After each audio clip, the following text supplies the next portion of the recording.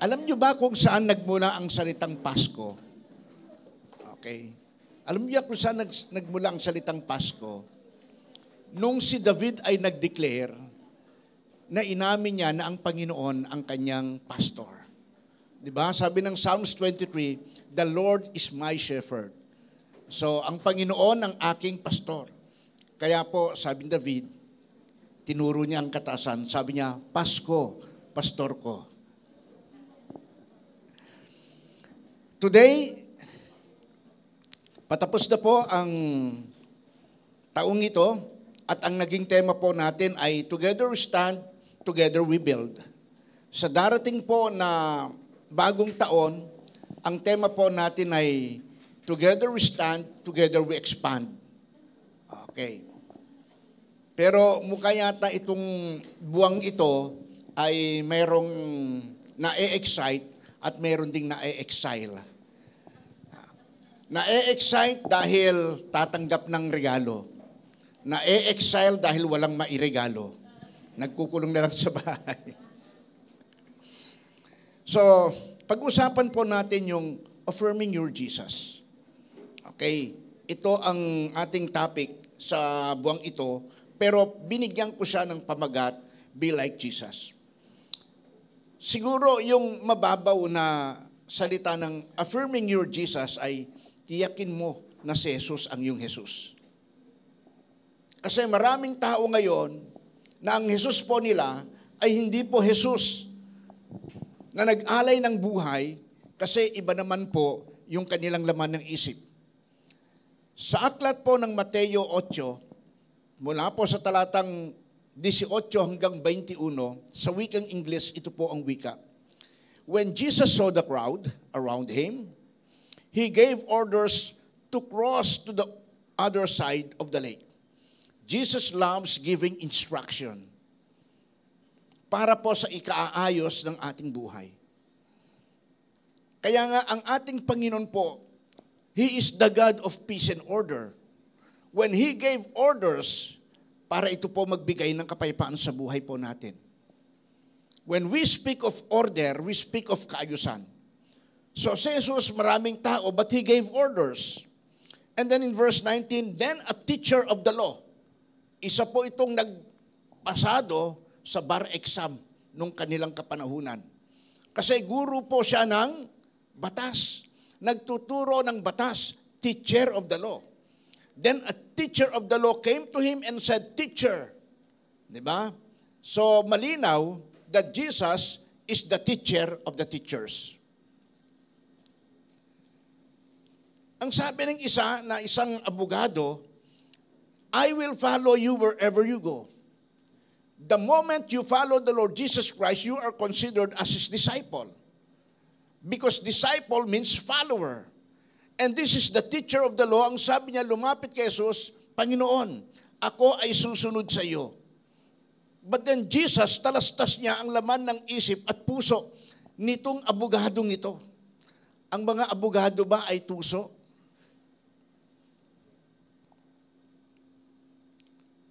Wise ba ang mga abogado?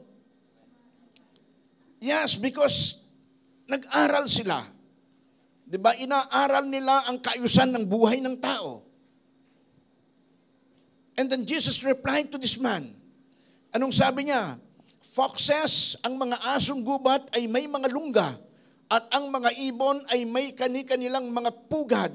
Ngunit ang anak ng tao ay wala man ng lugar upang mapag-iligan ng kanyang ulunan." Iniisip ko, why Jesus sinabi niya ito dun sa tao? Kasi maaring ang taong ito play safe siya. Na kapag sumama ako kay Jesus, lahat okay na. But then Jesus, parang it seems He create a problem to this person. Sasama ka sa akin, susundan mo ako, wala nga akong bahay na matutuluyan. Mabuti pa ang asong gubat, meron silang lungga.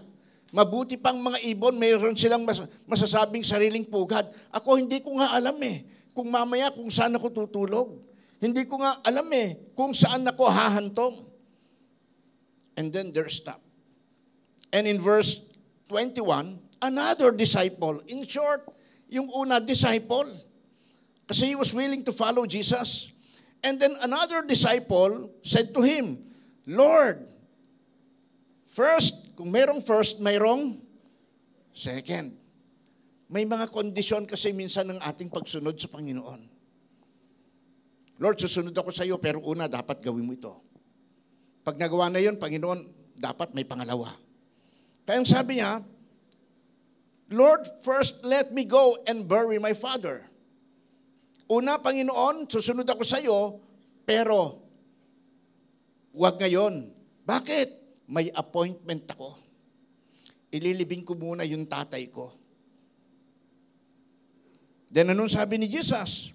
But Jesus told him, follow me and let the dead bury their own dead. Kita niyo yung pagkakaiba ng dalawa. The two were Jesus' disciples and they're willing to follow Jesus. Pero yung una, he was willing to follow for security reason. Then the second one, he is also willing to follow but with a condition.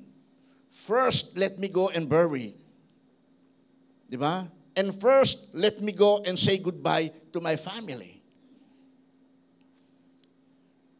The question is, why are we following Jesus? O baguhin nating tanong, are we following Jesus? At biglang tumahimik ang buong kalangitan dahil sa tanong na yon. Ano ang dahilan mo?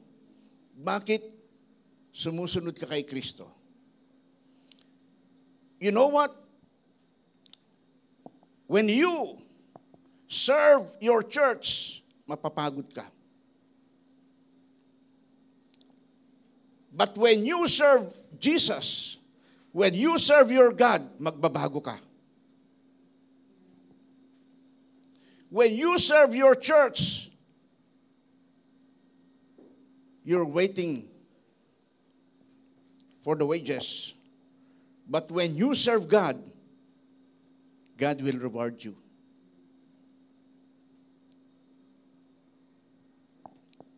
May mga nagpupunta sa simbahan, hindi naman si Kristo ang pakay nila. Punta ako sa simbahan because I was invited, hanggang dun lang. Pagbibigyan ko lang ang nag-invite sa akin kasi friend ko siya. But there is no willingness of commitment. And there is no willing of submission. Pupunta ako sa simbahan na to kasi galit ako doon sa simbahan ko. Pupunta ako sa simbahan na to kasi may iniiwasan ako sa simbahan kong dati. Hindi nagsasabi na pupunta ako sa simbahan to because I want to be with Jesus. I want to meet the Lord. And Zacchaeus did that. Ang priority niya para maningil ng buwis. But then when he heard about Jesus, he forget all those things. And he is willing to sacrifice everything just to be and just to see Jesus. May nagpupunta lang sa simbahan kasi may nakahandang tinapay, isda at milagro. At mamaya gusto kong makita ninyo ito.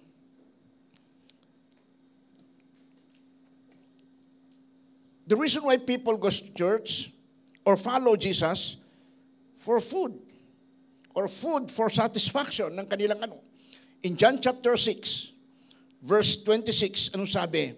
And Jesus answered them and said, Verily, verily, I say unto you, ye seek me, not because you saw the miracles, but because you did eat of the loaves and were filled.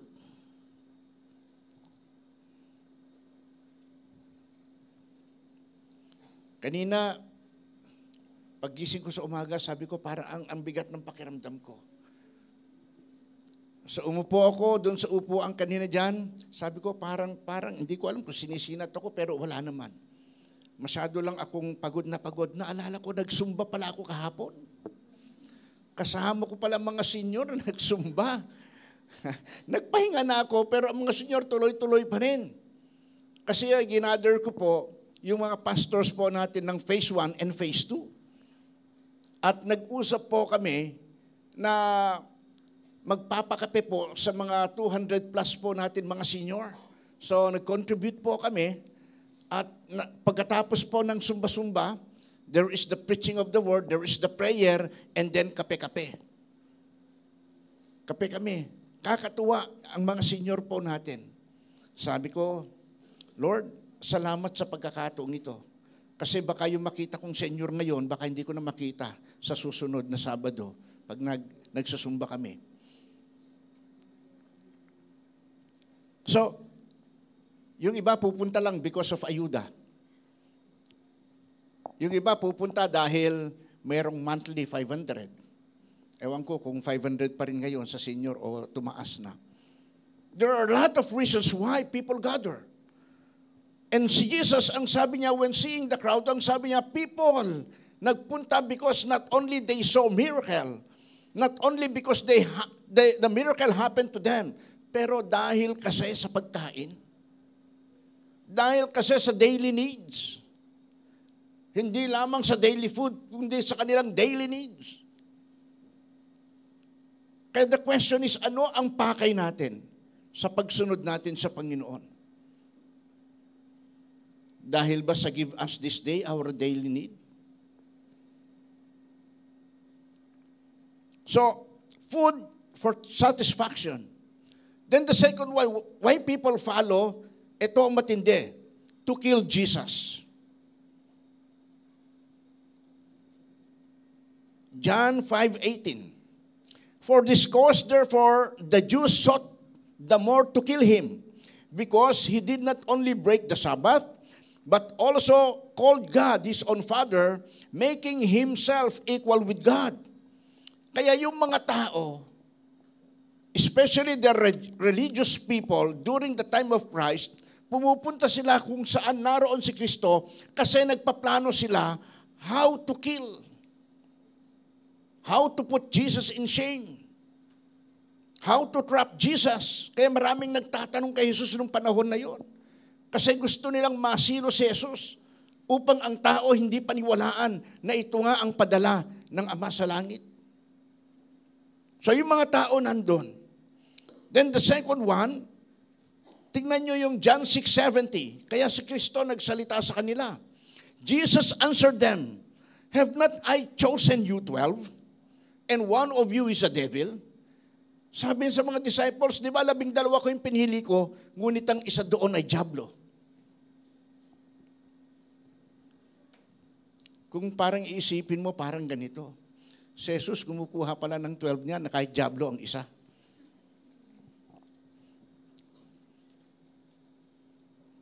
Maraming mga pastor pumili ng 12. Hindi lang pala isa ang diablo. Yung iba na diablo, na demon. Maraming Kristiyano, they serve God with Satan's uniform. And one of this is Judas. He followed Christ, but then Judas pala siya. Diba? Devil pala siya. Kaya no wonder maraming simbahan na ito ay nagugulo because of those leaders that they serve God, pero iba palang intention sa bandang huli. Kaya ito yung sinasabi, na mag-ingat kayo sa nakadamit tupa, pero ang loob pala ay lobo. So these people were even preaching the Word of God. But they are not doing what God requires them to do. And because of this, they slowly kill Jesus. Upang sa ganon, hindi na maging Panginoon si Kristo sa buhay nila. Kasi inilalapit na nila ang tao sa kanila. And the moment you do this, man, you are killing Jesus. Then reason why we follow is to worship God. Saan tayo rito sa tatlo? Are we coming together to build a strong relation to worship God? Or you are planning something to get something from the church? Or marami kang kinasasama ang loob sa iyong kapwa manggagawa? Is this the plan of God? na ang magkakapatid ay may samaan ng loob sa isa't isa? Yun ba ang gusto ng Panginoon? Kaya ang panalangin ni Jesus, Lord, I pray that let them be one as we are one.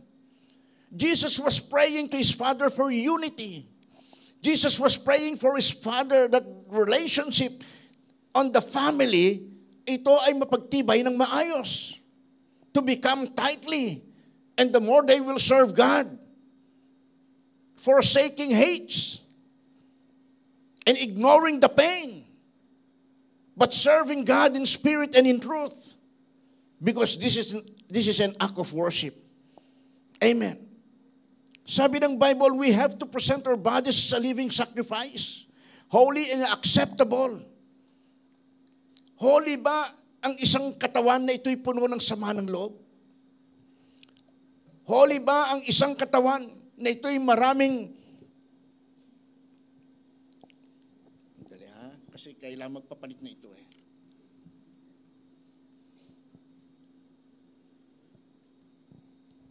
So holy ba ang isang katawan na ito'y tinatambakan mo ng galit, ng puot, ng hindi pagpapatawad? Can you serve God full of hate ang puso at isip mo? Even sa mag-asawa. Pag galit sila sa isa't isa, can they enjoy their fellowship? Can they enjoy their relationship? God is telling us to forgive so we can be freed. Magpatawad upang tayo lumaya. Worship God. Matthew chapter 2 verse 2. Saying, where is he that is born King of the Jews? For we have seen his star in the east and are come to worship him. Ito po ay yung tatlong mago. 3 wise men. They went to King Herod. Kasi sakop ni Herodes yung panahon na yon. And they went to King Herod at ang sabi nila, mahal na hari, may tanda po na dito sa bayang ito ipinanganak sa Bethlehem na magiging hari ng Hudyo. Kami po'y pumunta rito upang mag-alay ng pagsamba. The reason why they come to the place where Jesus was and is to worship God. Are we coming because we come together to worship God? Or do we come together just to have our complete attendance? Yung masabi lang na, hey, hindi ako absent ha. Hey, nandito ako, sa leader, nandito ako ha. But are you coming to worship God in spirit and in truth? Tayo ba ay naparito para ialay ang the best sa Panginoon? At itong mga magong ito, they came to Jesus with gifts. Hindi nila nakakalimutan na yung pagreregalo ay act of kanilang pagpapasalamat and act of their worship. Act of pagbibigay respeto at galang. Giving something, the best that they could give, because this is an act of worship.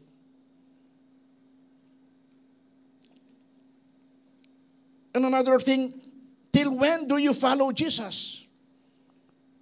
Kasi yung una, why are you following Jesus? Now, if you follow Jesus, till when? Hanggang kailan ka tatatag?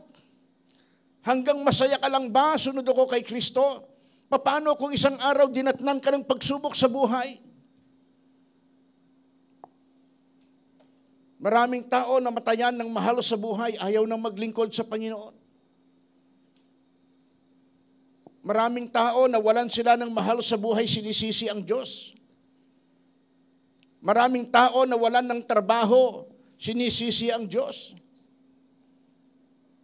But if you truly love God, you can follow God everywhere.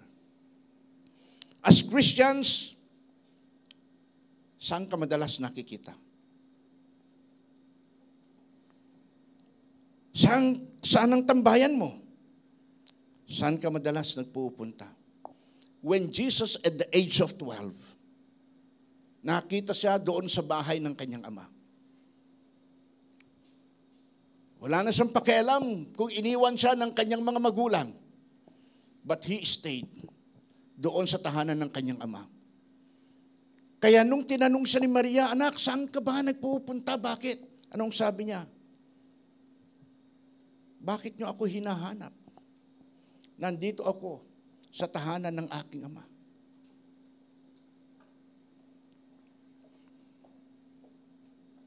Nandito ka ba sa tahanan ng ating ama? O nandito ka ba sa iniisip mong simbahan? Be with Jesus. Be in the place where Jesus is. Kasi ito po ang kailangan natin. Yung iba, they spent most of the time sa kwarto, pero parang wala rin sila kasi hindi mautusan ng nanay sa paghugas ng plato. Hindi naman nagpupunta kung saan-saan, doon lang sa bahay, pero parang wala rin kasi hindi sila makausap ng magulang. Hindi sila mautusan, parang may sariling mundo. Now the question is,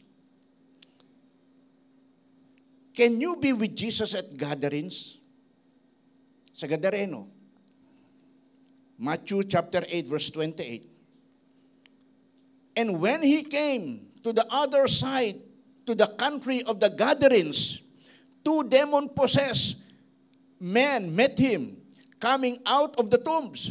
So first that no one could pass that way. Can you follow Jesus to the place where the brave dare not go? Doon sa mga lugar na ayokong pupunta dyan kasi ang mga tao dyan, mga halang ang kaluluwa niyan. And Jonah did that in his time. Lord, I don't want to go to Nineveh. Sa Tarsus na lang ako. Kasi sa Nineveh, yung mga tao dyan ay mga cruel sila. Ayokong pumunta dyan.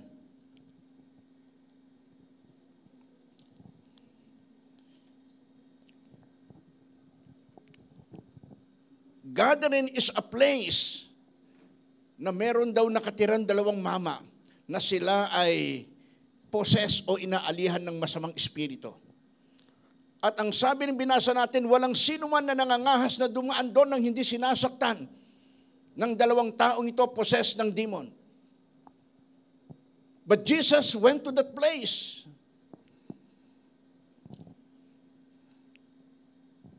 Kaya ang tanong, kaya ba nating sundan ng Panginoon sa lugar ng mga kademonyohan? Para tayo ang maging mapagpalaya sa kanila.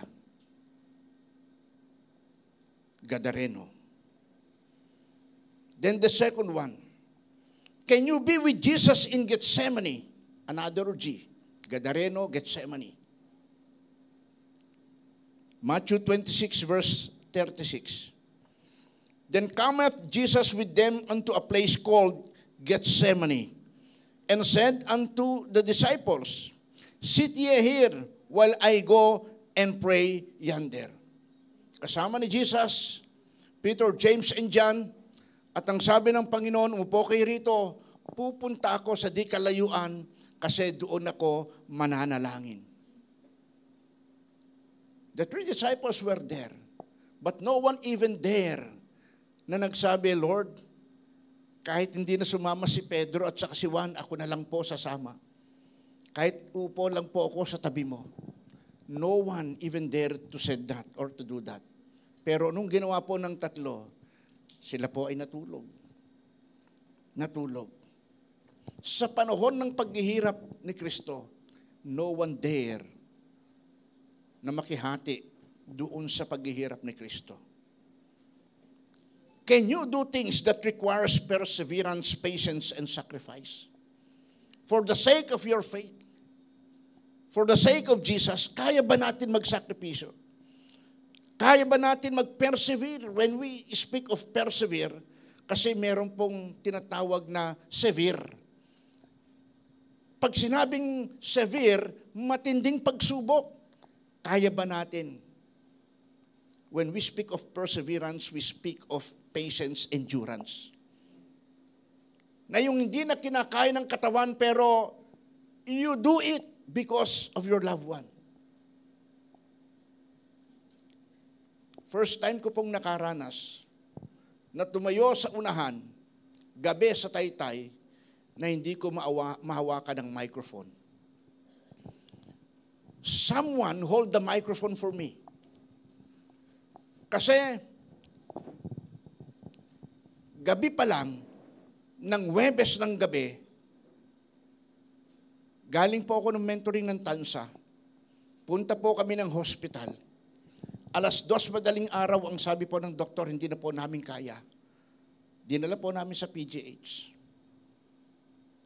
At doon po sa PGH, kailangan po yung aparato na ito po ay magpapump sa paghinga ng isang pasyente. Pero dahil wala po, binigay po sa akin yung, hindi ko alam kung anong tawag doon, na kailangan mong isasabay sa paghinga ng pasyente para makahinga. Madaling araw hanggang gabi, I was doing that. 2:00, Friday ng gabi, kailangan kong pumunta ng Taytay dahil sa isang gawain. Pagtayo ko sa pulpito, paghawak ko ng microphone, unti-unti na pong nahuhulog ang microphone, nangamya na ang aking kamay, wala na pong pakiramdam, kahit anong gagawin sa microphone, nahuhulog at nahuhulog. But all of those things were happened because of love.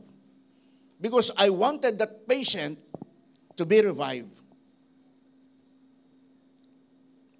Pag nagmahal kayo sa Diyos, your strength will be renewed. Pag nagmahal kayo ng simbahan, mapapagod ka.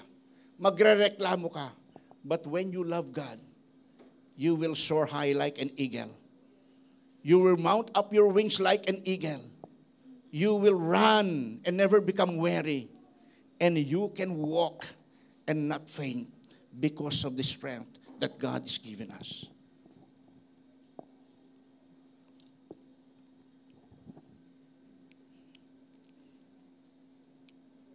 The second question is, can you do things that requires denying of self? In the Garden of Gethsemane, into that Mount of Gethsemane, Jesus denied himself. Kaya ang sabi niya, I pray, Father, that let this cup pass away from me, but not my will be done, but yours. At that very moment, siguro gusto niya nang matulog. At that very moment, he wanted that this body to take rest. But at that very moment, he was praying to God. God, give me enough strength. I am doing this not for me. I am doing this for these people because I love them. And I want to become mediate sa kanila, to intercede for these people. Jesus is God, but he underwent that kind of sacrifice because of love. Ilang beses mo bang pinanalangin ang mahal mo sa buhay? Ilang beses mo na bang pinanalangin ang pagbabago ng tao para sila'y maging maayos? Lalo na yung mga kaaway mo. Kasi yun ang sabi ng Bible eh. Pray for those that curse you and love those who hate you. How many times you intercede for these people? Kasi pag nagbago yan, magiging friend mo na yan dahil isa kayong espiritu. Hindi nag-iisip ka kung paano ka makaganti. At nung may nangyari sa kanila, ang sabi mo, buti nga.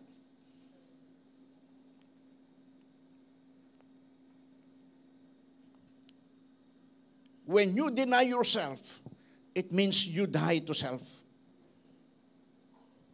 Na kahit nasasaktan ka, pero hindi ka nagre-respond. Kasi hindi na ikaw yung nabubuhay, kundi si Kristo na ang nabubuhay sa iyo. Can you do things even if no one is with you? Kaya mo bang gawin ng isang bagay alang-alang sa pagsunod sa Panginoon nang kahit walang sumama sa iyo? Na kahit nag-iisa ka lang, doing the ministry for Jesus. When you serve God, that is the manifestation of love. But when you serve your church, that is the manifestation of your ministry. At ang ministry po, mga kapatid, nakakapagod. Pero yung pagmamahal sa Diyos, hindi po nakakapagod. Can you still strive even when you are weak, tired, and weary? Pag pakiramdam mo, mahina ka na. Pag pakiramdam mo, pagod ka na. Pag pakiramdam mo, fatigue ka na. Kaya mo pong utusan ng sarili mo na sumunod pa tayo sa Panginoon till death? Disciples, in the time nang si Kristo ay umakyat na sa kanyang Ama, daming mga disciples na naiwan. But then itong mga disciples na to, they even gave up their lives for the sake of us. Yung iba, minabuti po nilang mamatay sa kapanahonang yon para lang makasama ang Panginoon. Para sa kanila, aanhin ko ang mabuhay ng matagal sa mundong ito na puno naman ng paghihirap. At kung mamatay man ako, ito'y pakinhabang. Kasi sa langit na bayan, I am now be with my Jesus. At doon, wala nang pagluha. Wala nang paghihirap. And the last one, can you be with Jesus at Golgotha? Una, sa Gadareno. Kung saan naninirahan ang dalawang demon-possessed na walang sinman pwedeng pumunta doon dahil ang Gadareno po yung lugar na yon ay sementeryo. At meron pong nakatira na dalawang mama na inaalihan ng masamang espiritu at doon po sila sa ilalim ng pansyon o puntod nakatira. At bawat dumadaan doon sinasaktan. But one day, Jesus came together with His disciples and they saw miracles. Then the other one, Jesus brought His disciples to Gethsemane, in the place of sacrifice, in the place of denying of self, just to pray. And the third one, in the place of Golgotha. Golgotha is a place of death. Sabi ng Bible, Matthew 27, verse 33. And when they were come unto a place called Golgotha, that is to say, a place of a skull. Ang sabi niya, Golgotha, lugar na kung tawagin ay bungo. It is a place of death. Are you willing to die for Jesus? Meaning, doing things for others.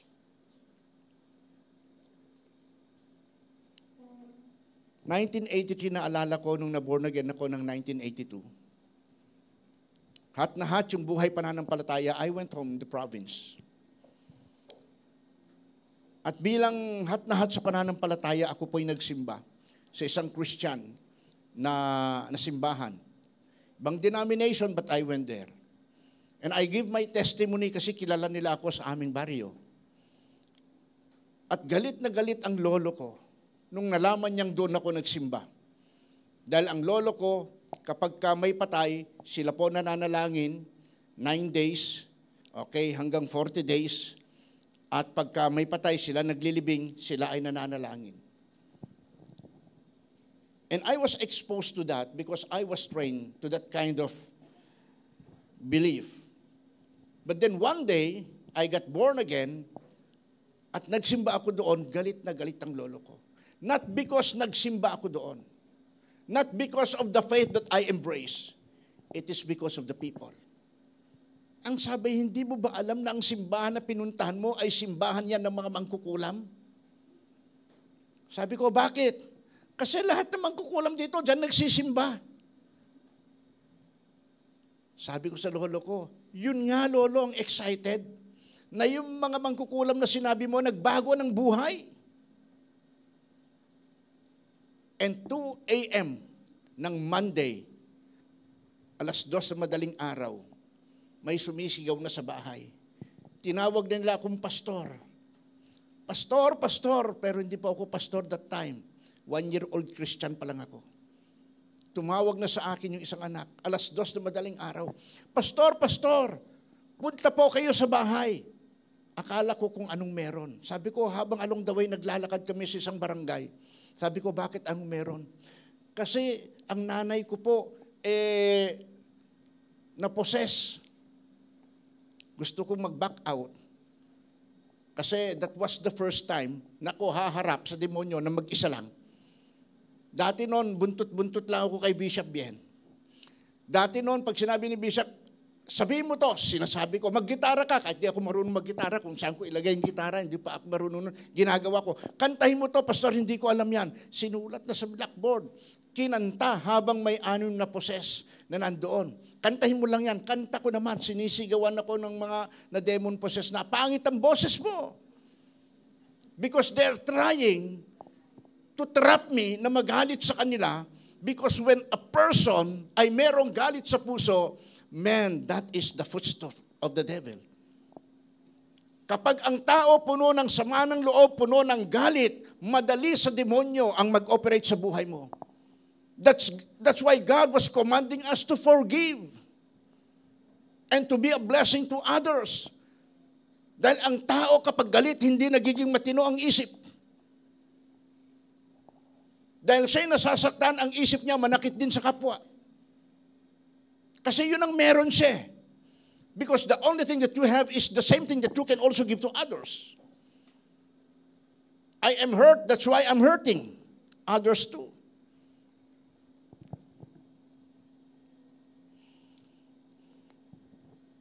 Neng, nagbabadya na po ito, Neng, oh. Ng kapalit. Parinignologist. So, nagpunta po ako ng madaling araw. Sabi ng lolo ko, huwag kang pumunta, ako pupunta. Pero hindi nagpunta lolo ko. Kasi sabi ko sa lolo ko, Lo,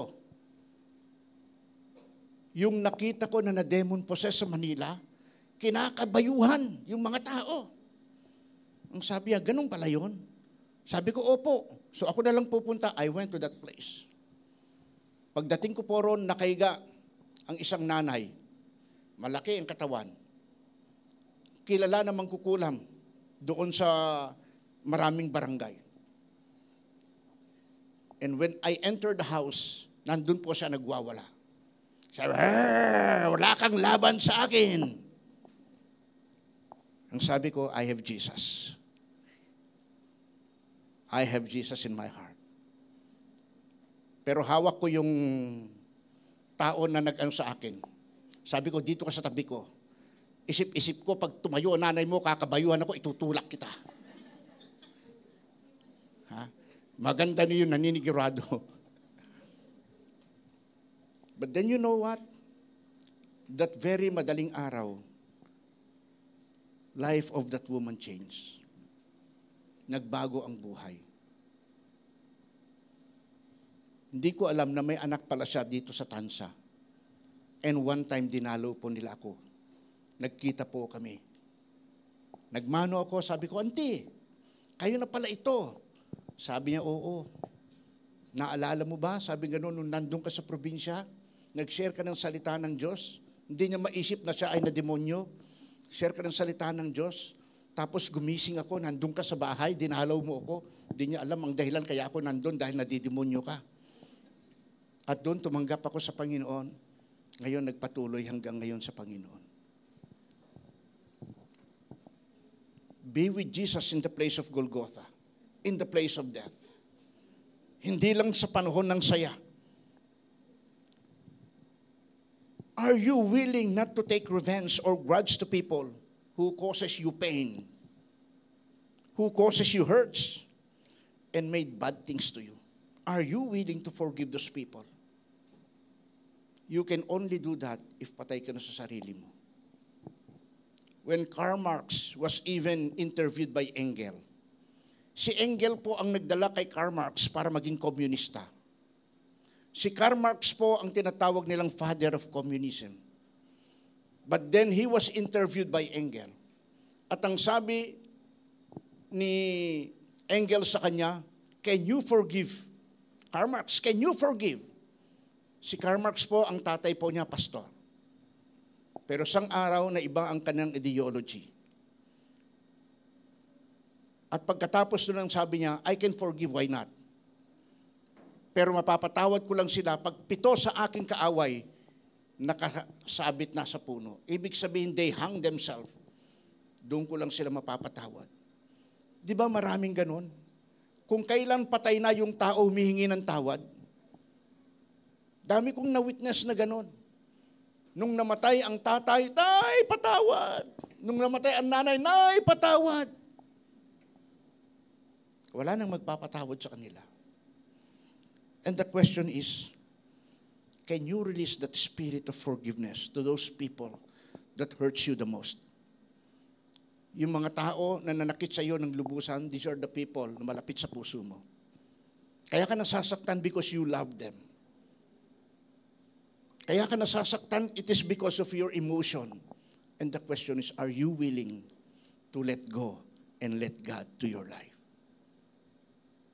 Sa mga taong nang iwan sa iyo, sa mga taong lumimot ng utang nila sa iyo, sa mga taong iniiwasan ka na wala ka namang alam na ginawang kasalanan, pero may mga taong nagsalita laban sa iyo, nakarating sa kanila, yun ang tingin nila sa iyo. At nung kakausapin mo, merong kagad pader. Are you willing to forgive those people? Because if you are willing, this is the true Jesus in your life. You are now affirming that Jesus is Jesus in your life. Hindi tayo nagkakatipon, sumasamba for the sake na kasi gusto kong ma-bless. You know what? Every Sunday, do not come. Expect for blessing. But when you come, bless God. Kaya nga Sunday worship. Kasi ang worship na yon para kay Kristo, hindi para sa iyo. Hindi yung nagpakanta sila nang hindi ko maintindihan, hindi man lang ako napagpapala. Hindi yon. Because they are rendering their worship to God. And if you have a true heart, a heart of worship, kaya anuman ang kantahin nila hindi ko maintindihan, basta narito ako, I want to bless God with my own worship. Correct ka po dyan. Huwag kang magganap na sana ipakanta nila, hindi kinanta, bad trip ako. Kasi hindi pinakanta yung gusto ko. Don't look na ikaw ay mapagpala. Pagpalain mo ang Diyos. Kaya nga Sunday worship at yung Sunday na yun, that is Lord's Day, para lang sa Kanya. So when we come together, sa mga panahong tulad nito, lagi po nating isipin, I want to meet and I want to be with my Jesus. Amen. And are you willing to give up your ikinabubuhay or kabuhayan for the sake of following Jesus till death? Are we willing na isurrender sa Kanya yung ating kabuhayan o ikinabubuhay for the sake of following Jesus? Kasi kung hindi pa, ibig sabihin hindi ka papatay sa sarili mo. Pero kung patay ka na sa sarili mo, Lord, ito'y pinagkatiwala mo. I will render it to you. Sasakahin ko, Panginoon, itong lupang ito, pero ikaw po, Panginoon, ang kapartner ko. Yun po ibig kong sabihin. At kapag umani ka, ibibigay mo sa Diyos ang nararapat sa Diyos. Huwag mo siyang aangkinin. Dahil pag inangkin mo yan, ang 10%, kukunin ni Lord ang 90%. Anong gusto mo? Yung 90% o 10%? Pag di mo ibinigay ang 10% mo, kukunin ni Lord ang 90%. Sa anong paraan? Bigla ka magkakasakit. 2 days ago, Pastor, narito ako sa hospital. That was 9 in the evening. Sabi ko, ba't ka nandyan? Kasi po, ganito, ganyan.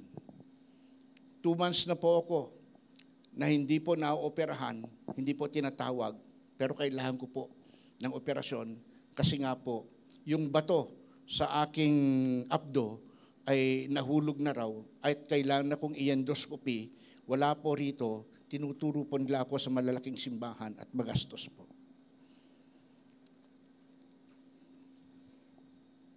Then ang sabi ko lang, bago ka ba nagkaganyan, naging tapat ka ba sa pagbibigay mo sa Panginoon? And then the chat was over. Di ako sinagot. Kinabukasan, saan ka na? Pastor, nandito pa rin po sa ospital, hindi pa po ako nako-confine, hindi po ako ina-admit. Sa ER po ako. Sabi ko, wait ka lang dyan, tumawag ako. At pagkatapos, pinuntahan po siya. Tapos nag-chat ulit. Pastor, nandito na po ako sa operating ward. Pero pastor, dapat kaninang umaga, kahapon ay naoperahan ako pero hanggang ngayon wala pa. Pero kahapon, pastor, dumating yung mag-o-opera sa akin. At ang sabi niya, hindi na raw po ako lalagyan ng tubo. Kasi yung pangako sa kanya, lalagyan pa raw ng tubo sa operasyon. At malaking improvement na po. At dinig po ng aking mamahal sa buhay, nagkataon na yun po ang sinabi ng doktor, na ooperahan ako sa isang normal lang na paraan. At wala na po yung ano. Kasi sabi ko sa kanya, naiinip na siya, Pastor, di pa ako na-operahan. Chinat ko na naman siya, pray na hindi ka na ma-operahan. Sa tagal mong naka-schedule ng operasyon na hindi ka na-operahan, may ginagawang milagro ang Diyos sa buhay mo. Kanina pagbukas ko sa cellphone, Pastor, yun ang sabi ng doktor. Hindi na raw po lalagyan ako ng maraming aparato. Basta tanggalin na lang po daw yung gallstone na yon, okay na po yun. Then ang tanong ko na naman, have you given your lives to God? Binigay mo na ba ang buhay mo kay Kristo? Opo. Binigay mo na ba ang ikinabubuhay mo kay Kristo? No po. Kanina opo, ngayon no po. Dinagdagan niya yung opo ng N. Ibinigay mo na ba yung buhay mo kay Kristo? Opo. Ibinigay mo na ba yung ikinabubuhay mo kay Kristo? No po. Nadagdagan eh. Sabi ko, then you have to give it. Sabi ko, wala akong pakialam sa pera mo. Kahit kanino mo ibigay na simbahan, basta ang mahalaga maging tapat ka sa Lord. Kasi yun po ang susi ng pagkakaroon. Ang gamot sa kahirapan, mapait. Pero yun po ang kailangan, pagbibigay. Ang gamot sa diabetes, mapait. Ang palaya. Pero yun po ang kailangan mo. Amen. Kapag kumain ka ng ampalaya nung bata ka pa, yun po ay bitamina sa buhay mo. Pero kapag kumain ka ng ampalaya dahil sinabi ng doktor, yun na po ang gamot. Anong gusto po natin? Yung bitamina o gamot? Kayong kumakain ng ampalaya nung sila'y bata pa, hindi magkakadiabetes yan. Pero yung kumakain ng ampalaya dahil nirestahan ng doktor, kasi may sakit ka na. In short, when you practice your giving at the early stage of your lives, that is the way to blessing. Pero kung ngayon ka palang magbibigay, pero natutunan mo ng matagal, kasi naghirap ka na. Nakikipag-wrestling ka na lang, akala mo, yung meron ka ngayon, yun ang magiging daan para ikaw pagpalain ni Lord. Pero hindi mo alam dahil hindi ka nagbibigay, hindi ka nagiging tapat, nababawi unti-unti. Kaya sabi ko sa kanya, okay, magkano ang ibibigay mo sa hospital o sa doktor? Diba, bakit ganon? Sabi ni isang pastor, kapag sinabi ng doktor, oy, may sakit ka, kasi nagpa-check up ka, ang sakit mo, kailangan mo ma-operasyon. Kailangan mo na ma-operahan. Kapag hindi, 2 days lang, patay ka na. Sabi ng pasyente, Dok, magkano po ang babayaran ko, ihahanda ko sa operation? 300,000. Sabi ng doktor, araw ngayon ay Lunes, Merkules dapat maoperahan ka na. Kailangan mo ng 300,000 kung hindi ikamamatay mo. Tuesday pa lang, may 300,000 na. Pero bakit ganun pagdating sa gawain? 300 pesos, hirap na hirap ka magbigay. Pero kapag karamdamang kamatayan mo na, kaya mong gumawa. In short,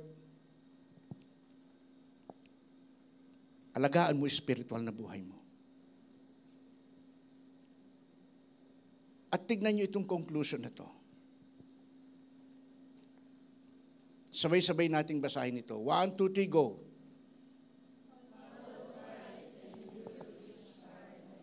Yun lang ang simple.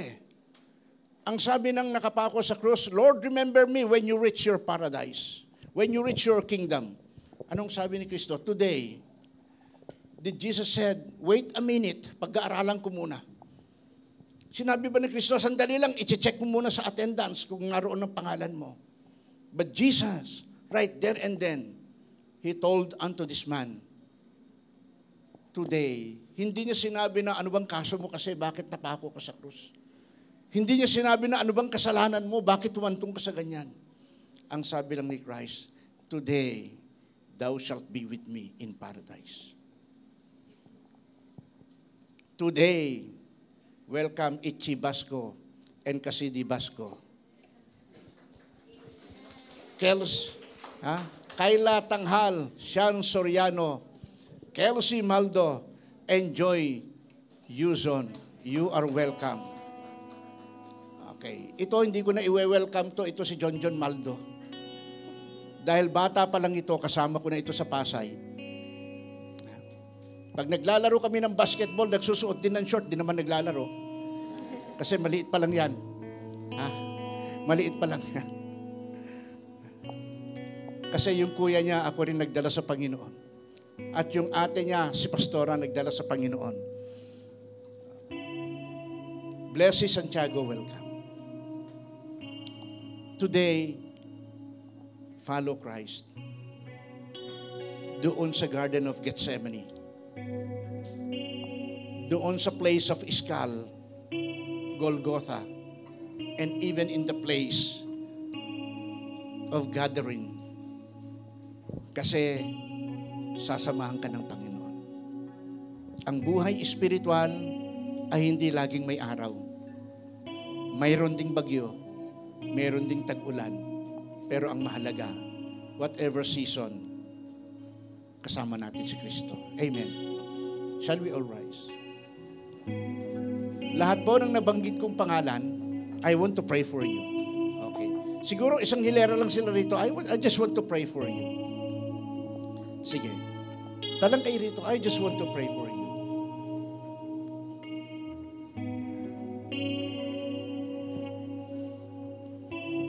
Ito po si John. Okay. At ang kanya pong mamahal sa buhay. Okay. Pwede bang iunat natin ang ating mga kamay sa kanila? Let us pray for them. Ama, sa pangalan ng iyong anak, nagpapasalamat kami. Sapagkat, Panginoon, ang unang araw ng Kapaskuhan, nagbigay saya sa kalangitan. Dahil sa mga tao po, Panginoon, na kinilala ka bilang Panginoon, tagapagligtas ng kanilang buhay. At ang sabi ng iyong salita, isang kaluluwa na babalik sa iyo, libu-libong anghel ang nadamay sa saya dahil ikaw ang sumaya. At ang mga nag-invite sa kanila ay nagbigay din ng kasiyahan sa kalangitan. Salamat sa buhay po, Panginoon, ng mga nag-invite sa kanila. At salamat sa buhay ni John, Panginoon, na ginamit mo siya para po, Panginoon, sa kanyang family. Totoo, Panginoon, ang babae ang may bahay kasi ima-manage niya ang house. Ngunit ang lalaki, they will lead the home. I pray, Father, sa lahat ng mga katatayan dito, they will lead their homes. They will lead their family to a place where Jesus is. At ang mga nanay naman, Panginoon, to manage everything that is inside the house. Even po, Panginoon, kasama sa pagdidisiplina ng kanilang mga anak pag wala ang tatay. Sa bawat pangalan na aking nabanggit, I pray, Panginoon, pagpalain mo sila. At kahit sambit lang sa kanilang labi, sabihin, bulong lang, Jesus, pumasok ka sa puso ko. Sapat na yun, Panginoon. Because the spirit of submission at ang espiritu ng pagkakilala sa iyo ay kanilang kinilala na ikaw, Panginoon, ang Jesus ng kanilang buhay. At sa bawat isang narito, dalangin ko, Panginoon, pagpalain mo kami. Sa patuloy na buwan ng Kapaskuhan, dalangin ko ang provision, dalangin ko ang protection, dalangin ko ang guidance, dalangin ko ang lahat ng mabuti at maganda, at lubos na pagpapala at kaligayahan at kagalakan dumako sa bawat pamilya, dumako sa bawat isa sa amin. Ito po, Panginoon, ang aming panalangin at tinatanggap ng may pananampalatayang katugunan sa matamis na pangalan ng ating Panginoong Jesucristo. Amen. Okay, salamat po. Pwede na po kayong mag-go sa